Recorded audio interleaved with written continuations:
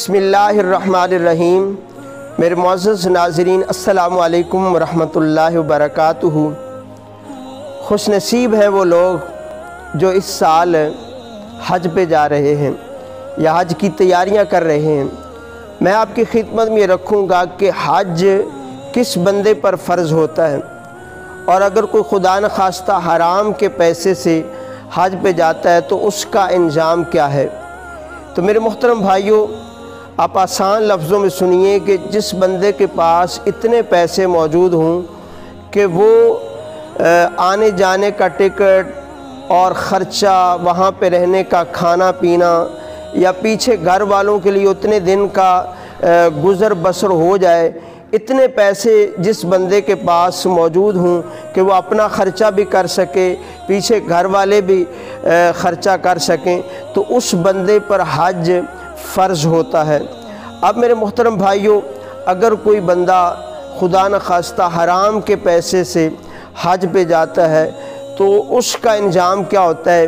ایک بہت پیارا واقعہ سنیے گا، اور ہمارے لیے اس کے اندر درس بھی ہے کہ ایک قافلہ حج پہ جا رہا تھا، تو دوران سفر ان کا ایک ساتھی جو ساتھ حج پہ جا رہا تھا وہ فوت ہو گیا۔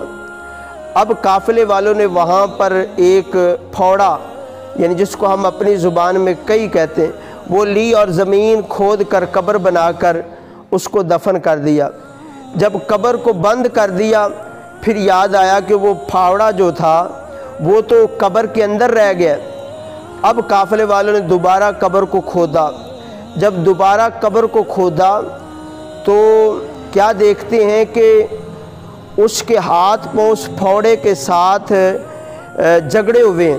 فوراً مسافروں نے، قافلے والوں نے قبر کو فوراً بند کر دیا، اور حج کرنے کے بعد جب واپس لوٹے تو اس کی بیوی سے پوچھا کہ وہ کون سا ایسا برا عمل کرتا تھا کہ جس کی وجہ سے اس کا یہ حال ہوا۔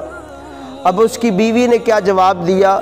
وہ کہتی ہے کہ یہ ایک مرتبہ کسی مالدار کے ساتھ سفر پر جا رہا تھا، اور اس نے کیا کیا کہ اس مالدار کو مار دیا اور اس کا مال لوٹ لیا۔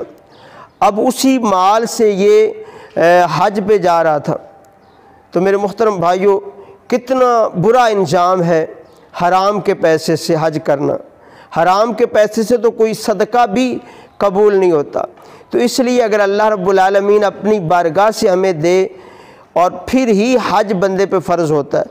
اور اسی طرح اسی وجہ سے ایک مسئلہ بھی ہے کہ حج پہ جانے کے لیے کسی سے مانگنا جو ہے وہ بھی نہیں چاہیے کہ میں مانگ کے حج کروں، تو یہ درست نہیں ہے۔ بلکہ اگر اللہ پاک آپ کو حلال پیسے دے اور آپ پر حج فرض ہو جائے، جیسے میں نے پہلے ذکر کیا، پھر حج کو جائیں، ورنہ آپ پر کوئی پابندی نہیں ہے۔ اللہ رب العالمین آپ سب کا حامی و ناصر ہو۔ جزاک اللہ خیرہ۔